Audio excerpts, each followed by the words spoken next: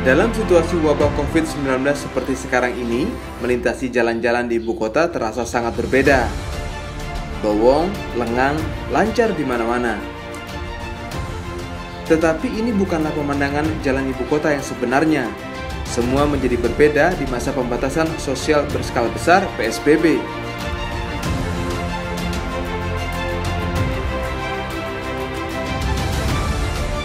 Kemacetan seperti sudah menjadi identitas kota besar macam Jakarta.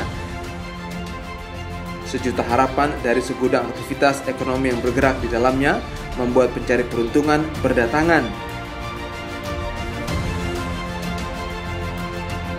Jumlah penduduk dan kendaraan bertambah membuat kemacetan kian parah.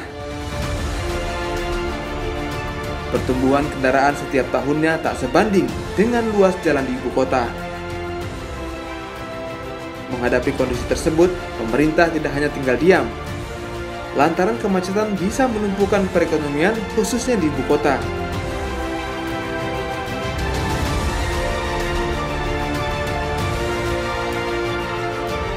Berbagai upaya dilakukan untuk mengurai kemacetan, di antaranya dengan pengembangan infrastruktur jalan tol. Inilah jalan tol layang Jakarta Cikampek. Jembatan layang ini merupakan yang terpanjang di Indonesia dengan panjang 36,4 km.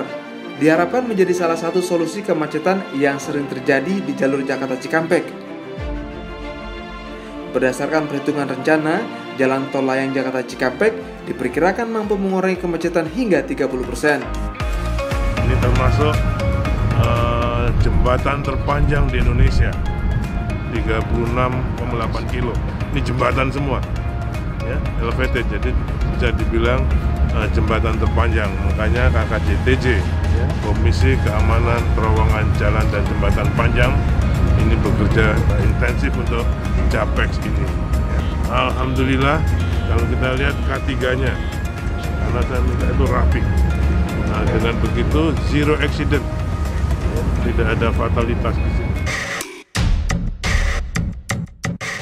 Jalan tol layang ini merupakan jalan tol bertingkat yang dibangun di atas jalan tol Jakarta Cikampek existing, yakni membentang dari ruas Cikunir hingga Karawang Barat.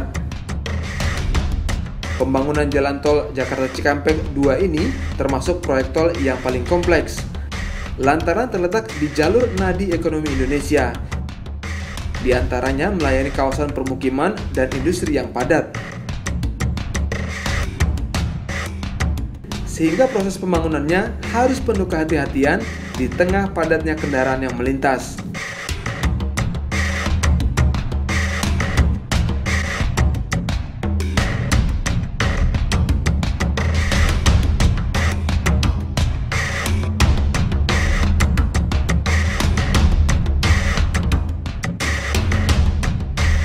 Selain itu, proyek tol layang ini dilaksanakan bersamaan dengan pembangunan infrastruktur lain, yakni lintas rel terpadu atau LRT Jakarta dan kereta cepat Jakarta-Bandung.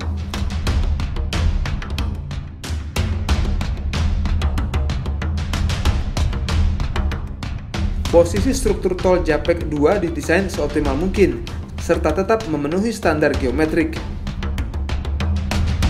Tujuannya agar dimensi pondasi dan pier atau tiang tidak terlalu besar, sebab ruang yang tersedia di median jalan tol existing di bawahnya terbatas. Ketinggian rata-rata jalan tol 7 hingga 8 meter dari elevasi jalan tol Jakarta Cikampek dan didesain dengan batas aman kecepatan maksimal 80 km per jam. Yang pertama pasti pengguna akan merasakan yang untuk golongan 1 kendaraan pribadi rata-rata waktu tempuh akan lebih pendek. Ya, kemudian kerapatan kepadatan lintas, volume per kapasitas yang di Jakarta Elevated, Jakarta Cikampek yang existing pasti akan berkurang karena sekitar 30-40% akan melewati elevated yang ada di atasnya. Kemudian manfaat bagi masyarakat, ya, karena waktu tempuh lebih cepat, ya, pasti juga untuk mobilitasnya juga pasti akan terbantu.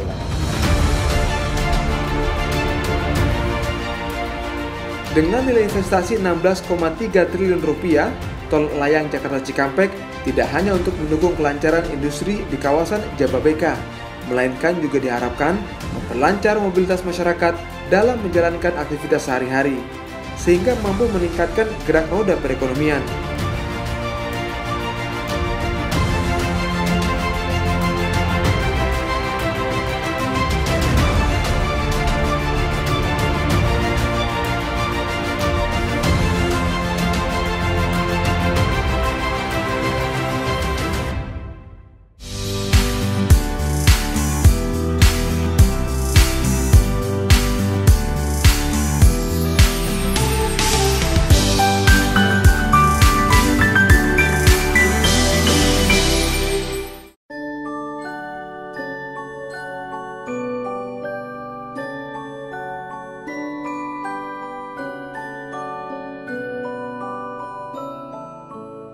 Kerjasama, semangat gotong royong, dan tidak mengenal perbedaan menjadi kekuatan dalam mewujudkan pembangunan demi persatuan Indonesia.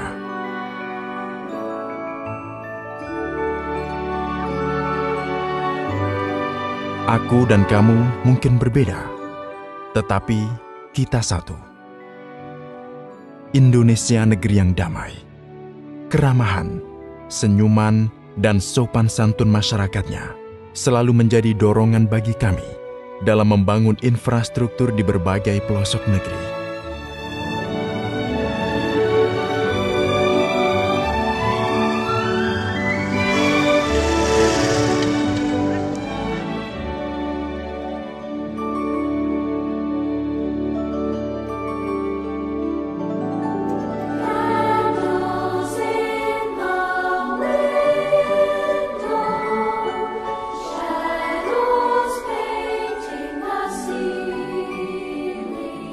Panas terik kami hadapi.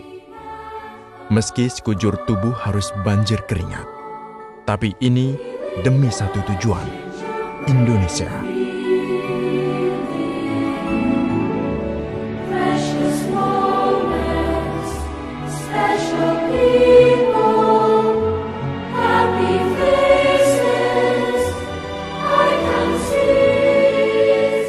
Pembangunan dapat tercapai ketika kita maju bersama.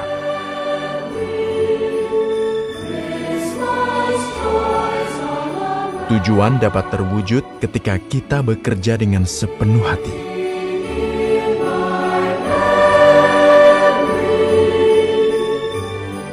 Satukan mimpi, sambung tali kasih, dan bekerja dengan cinta.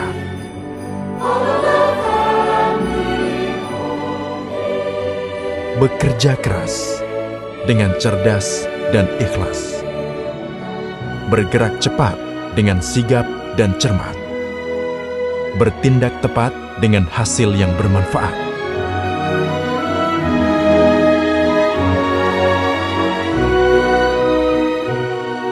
Satu PUPR untuk Indonesia.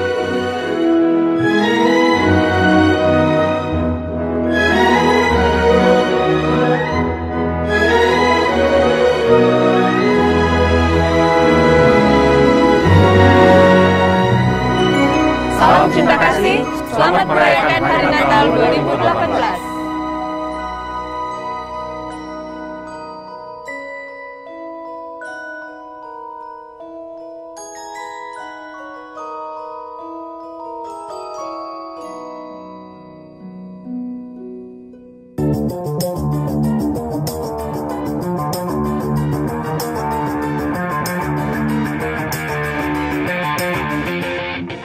Pencemaran air bersih akibat limbah domestik dan perilaku masyarakat semakin mengkhawatirkan.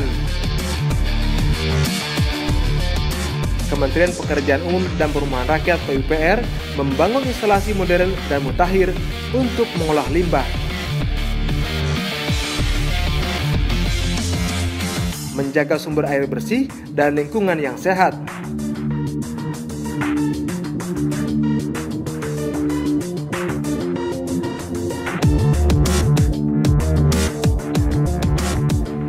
Di Ibu Kota, Direktorat Jenderal Cipta Karya Kementerian PUPR bekerjasama dengan Japan International Corporation Agency atau JICA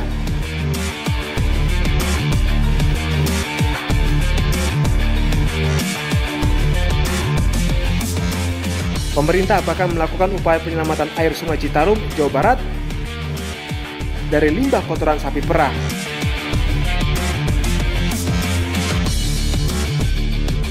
Saksikan program Indonesia Bangga episode pengolahan limbah hanya di PUPR TV.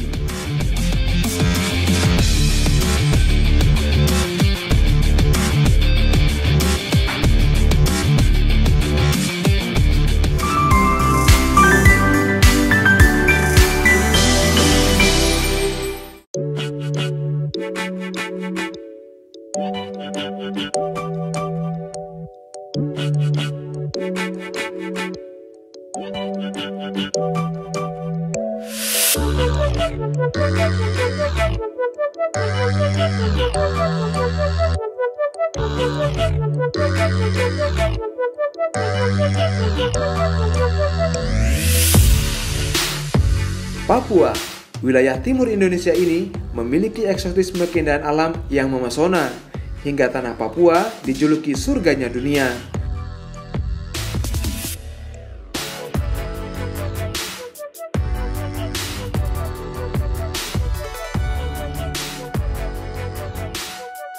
Semua mata yang memandang pasti tertarik untuk bisa berkunjung ke Papua.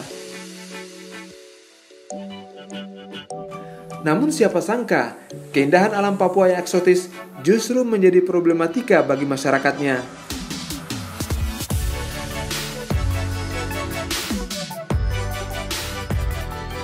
Melihat potensi wilayah dan rakyatnya yang begitu besar, pemerintah membangun sebuah jembatan yang menghubungkan antar wilayah. Hal ini juga menunjukkan pemerintah Joko Widodo tidak hanya fokus membangun infrastruktur di Jawa, pulau lain pun mendapat sentuhan pembangunan infrastruktur sehingga tercipta Indonesia sentris.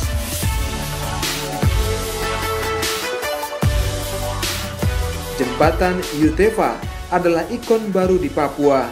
Jembatan ini membentang di atas Teluk Yutefa dan menghubungkan kota Jayapura, Kampung Hamadi, dan distrik Teluk Tami.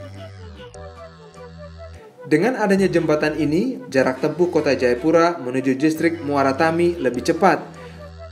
Bahkan, Presiden Joko Widodo menyebut jembatan ini sebagai tonggak sejarah di Papua. Jadikan jembatan Yutefa ini sebagai momentum untuk Papua bangkit maju, yang melahirkan kemajuan-kemajuan, melahirkan pemuda-pemuda Papua yang berprestasi dan memiliki daya saing di kancah global.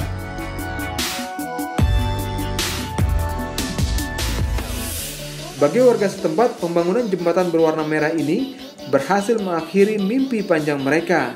Harapan baru untuk kemajuan tanah Papua semakin besar.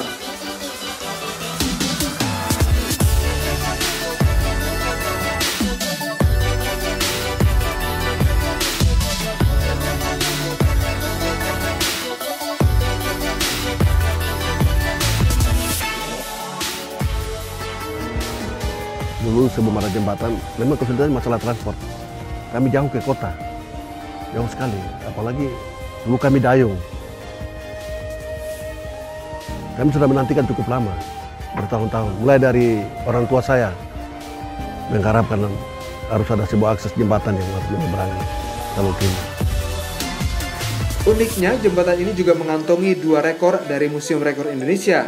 Pertama, karena mengirimkan jembatan rangka baja utuh dengan jarak terjauh, dan kedua, pemasangan jembatan rangka baja dengan bentuk utuh terpanjang. Program yang luar biasa untuk kami di kampung ini, dan saya berterima kasih untuk pemerintah. Sudah dibangun jembatan merah yang begitu megah untuk kami di Papua, membantu akses kami dalam kegiatan hari-hari sebagai ibu rumah tangga. Ya, ke pasar, belanja jualan, ketemu keluarga yang di kota. Kita sudah tidak lagi lewat laut, tapi kita lewat jembatan. Rasanya bahagia sekali. Pembangunan jembatan di Papua juga terlihat di Kampung Daya Distrik Agas, Kabupaten Asmat. Jembatan gantung sepanjang 72 meter ini berdiri kokoh di atas tanah rawa dan mampu memangkas jarak tempuh warga menuju ibu kota Kabupaten Asmat.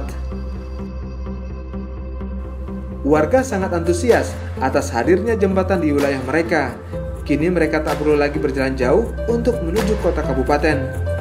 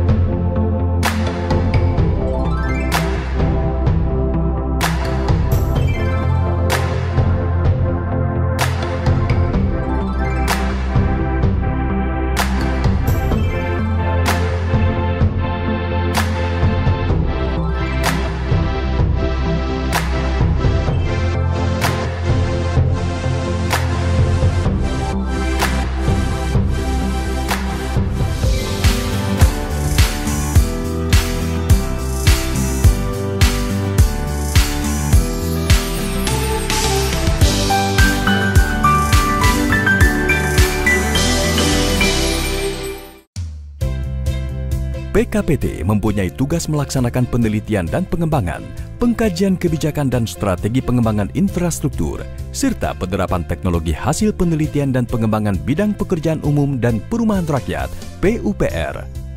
Pusat Penelitian dan Pengembangan Kebijakan dan Penerapan Teknologi dikepalai oleh Kepala Puslitbang Kebijakan dan Penerapan Teknologi, dibantu oleh Kepala Subbagian Tata Usaha, Kepala Bidang Program dan Evaluasi, Kepala Bidang Sumber Daya Kelitbangan, Kepala Bidang Kajian Kebijakan dan Kerjasama, serta Balai Litbang Penerapan Teknologi Sumber Daya Air, Balai Litbang Penerapan Teknologi Permukiman, dan Balai Litbang Penerapan Teknologi Jalan dan Jembatan. PKPT berfungsi sebagai pendukung akselerasi pembangunan infrastruktur PUPR secara komprehensif dan terintegrasi dengan sektor-sektor di lingkungan Kementerian PUPR melalui penerapan teknologi dari hasil penelitian dan pengembangan Litbang yang lebih kreatif dan inovatif. Dengan adanya PKPT, hasil Litbang menjadi lebih utuh dan terpadu, serta mengarah kepada rekomendasi kebijakan penyelenggara infrastruktur, yaitu terbukti secara ilmiah, layak dari sisi ekonomi, mampu diterima masyarakat, serta yang tak kalah penting yaitu ramah lingkungan. Untuk memudahkan penerapan teknologi serta koordinasi dengan stakeholder terkait, PKPT menyusun proses yang dimulai dari prototipe teknologi hasil Litbang oleh masing-masing Litbang terkait, yang kemudian dilakukan pengkajian dan penerapan teknologi oleh balai-balai di lingkungan PKPT, hingga tercipta kerjasama dengan aplikator yang didukung dengan perlindungan hak kekayaan intelektual dalam bentuk paten ataupun hak cipta. Proses bisnis penyusunan rekomendasi kebijakan yang dilakukan PKPT dimulai dari menjawab isu dan permasalahan yang ada. Selanjutnya dianalisis menggunakan metode penelitian yang tepat. Dan pada akhirnya menghasilkan rekomendasi kebijakan yang dibutuhkan pimpinan dalam pengambilan keputusan. Keberhasilan dari penelitian tak lepas dari sumber daya manusia yang kami miliki. PKPT didukung oleh SDM yang terdiri dari para peneliti handal, perekayasa, dan jabatan fungsional lainnya. PKPT memiliki sedikitnya 17 bidang kepakaran: arsitektur, antropologi, pengkajian dampak sosial dan evaluasi program, teknik lingkungan, perencanaan dan kebijakan sosial, ekonomi lingkungan, studi perkotaan dan regional, kebijakan publik, studi kemasyarakatan lainnya, ilmu kebijakan, sosiologi, kebijakan dan administrasi, teknologi dan manajemen lingkungan, ekonomi terapan, dan teknologi konstruksi. Di tingkat manajemen, PKPT didukung oleh para pejabat struktural yang kompeten dan profesional di bidangnya. PKPT menyediakan data dan informasi kebijakan infrastruktur PUPR. PKPT telah berkarya dan menghasilkan produk hasil Litbang, yaitu kajian hasil Litbang aspek ekonomi infrastruktur, rekomendasi kebijakan mendukung infrastruktur PUPR, dukungan penerapan teknologi Litbang, penyediaan data dan informasi tentang kebijakan dan penerapan teknologi, serta layanan advis sosial ekonomi, juga beberapa rekomendasi kebijakan, seperti Peraturan Menteri dan Surat Edaran Menteri sebagai dukungan akselerasi penyelenggaraan infrastruktur pekerjaan umum dan perumahan rakyat. PKPT juga menghasilkan produk Litbang Terapan, yaitu Strategi Akselerasi Pengadaan Tanah untuk Pembangunan Infrastruktur PUPR, Kajian Pengendalian Pembangunan di Kawasan Ekonomi Khusus berbasis daya dukung dan daya tampung, Kajian Perhitungan Opportunity Cost untuk peningkatan efektivitas perencanaan OP infrastruktur PUPR, Litbang Potensi Penerapan Teknologi Perumahan dan Permukiman, SPAM, dan Sanitasi mendukung penanganan kawasan kumuh. Guna mendukung stakeholder internal dan eksternal, PKPT membangun pusat data dan informasi, antara lain Laboratorium Kebijakan Infrastruktur PUPR, Instrumen Pemetaan Data Socycling Sistem Inovasi Teknologi Hasil Litbang, Teknologi Online Electronic Office System, Perpustakaan Online, Repositori Hasil Litbang, Jurnal Online, serta beberapa aplikasi untuk mendukung aspek non-teknis dalam pembangunan infrastruktur PUPR. Penyelenggaraan infrastruktur pekerjaan umum dan perumahan rakyat dimulai dari tahap gagasan, perencanaan, pelaksanaan, hingga monitoring dan evaluasi beberapa karya tersebut, seperti Advis Inovasi Tata Kelola Teknologi Updating mendukung penyediaan air minum, Advis Pemetaan Sosial Ekonomi dan Lingkungan, Advis Pembangunan Jalan, Advis Pembangunan Jembatan. Untuk informasi lebih lanjut, kami bisa dihubungi di http://litbang.pu.go.id/pkpt, email pkpt@pu.go.id, telepon 021 727 84641, atau kunjungi media sosial kami Puslitbang Kebijakan dan Penerapan Teknologi, Facebook @puslitbangkpt, Twitter @puslitbangkpt, Instagram @puslitbangkpt, YouTube PKPT Kementerian PUPR. Inovatif, kreatif, dan berkelanjutan.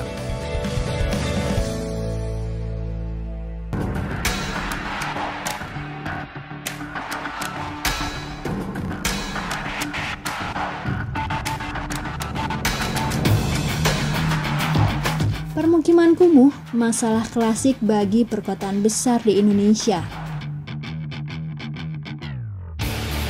Lahan terbatas, jumlah penduduk meningkat, dan perekonomian rendah menjadi faktor penyebabnya.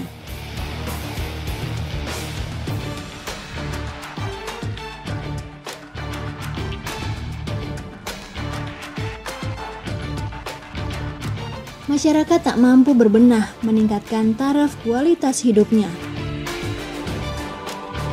Jika hal ini dibiarkan, dapat menimbulkan dampak yang merugikan, adanya sumber penyakit hingga tata guna lahan yang tidak teratur.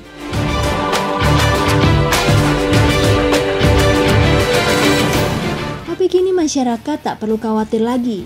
Kementerian PUPR telah menciptakan program Kotaku. Melalui program ini, permukiman kumuh bisa jadi tempat wisata baru loh. Sebenarnya, apa sih program Kotaku? Pasti penasaran kan? Mau tahu informasi lengkapnya? Saksikan program Warga Bicara episode Kotaku Asri hanya di PUPR TV.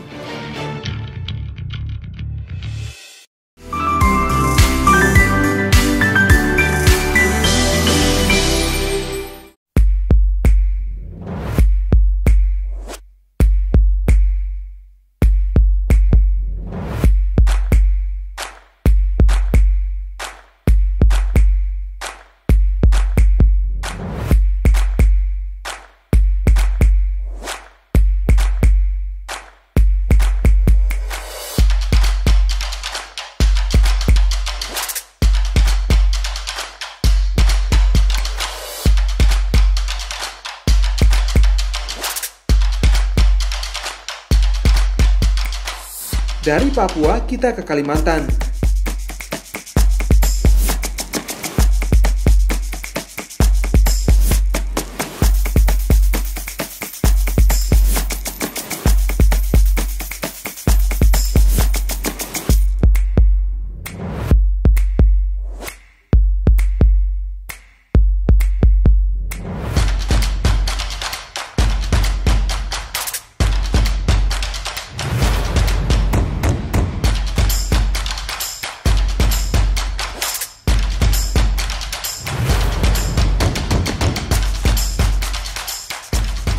Kementerian Pekerjaan Umum dan Perumahan Rakyat PUPR meresmikan jembatan gantung Sungai Ensilat di Kabupaten Kapuas Hulu, Kalimantan Barat pada Februari lalu.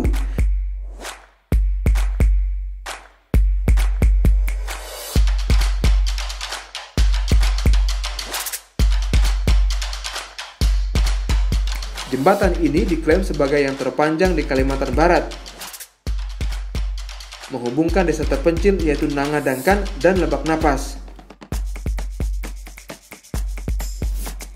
Pembangunan jembatan yang menelan biaya hampir 3,9 miliar rupiah ini digunakan khusus untuk pejalan kaki dan pengendara motor.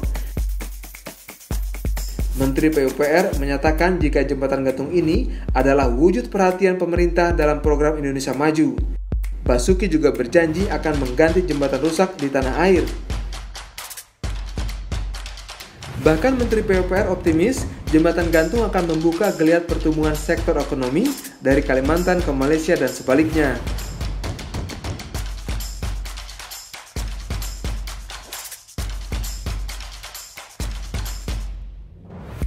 Jalan tol bendungan besar, tapi kita juga memperhatikan jembatan-jembatan gantung, terutama untuk menggantikan jembatan-jembatan yang saya namakan jembatan Indiana Jones.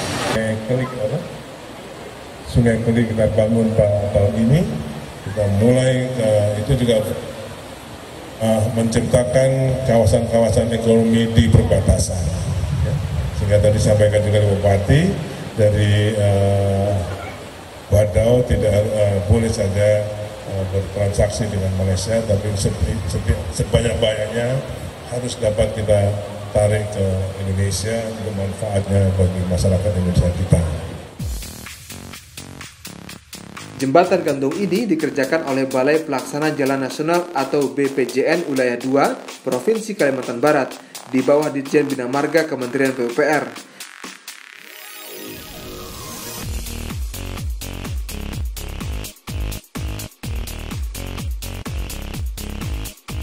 Jembatan dengan rangka baja gantung ini memiliki panjang 84 meter. Warga setempat juga menyambut dengan penuh sukacita, sebab jembatan ini telah menyambung dua desa yang selama ini sulit dijangkau, sehingga diharapkan menjadi penggerak roda ekonomi masyarakat setempat. Saya yakin dengan rangka besi ini, insya Allah jembatan ini akan kokoh dan tahan. Nah, kepada masyarakat, tentu kita semuanya mengucapkan terima kasih kepada Pak Menteri PUPR dan Ketua Komisi 5. Tapi jangan lupa ini tentu perlu pemeliharaan dan penjagaan kita untuk di masa-masa yang akan datang. Pembangunan jembatan gantung merupakan salah satu wujud kebijakan pemerintah untuk membangun infrastruktur di pedesaan. Kehadiran jembatan gantung sangat dibutuhkan karena kondisi geografis Indonesia banyak dihiasi gunung, lembah, dan sungai.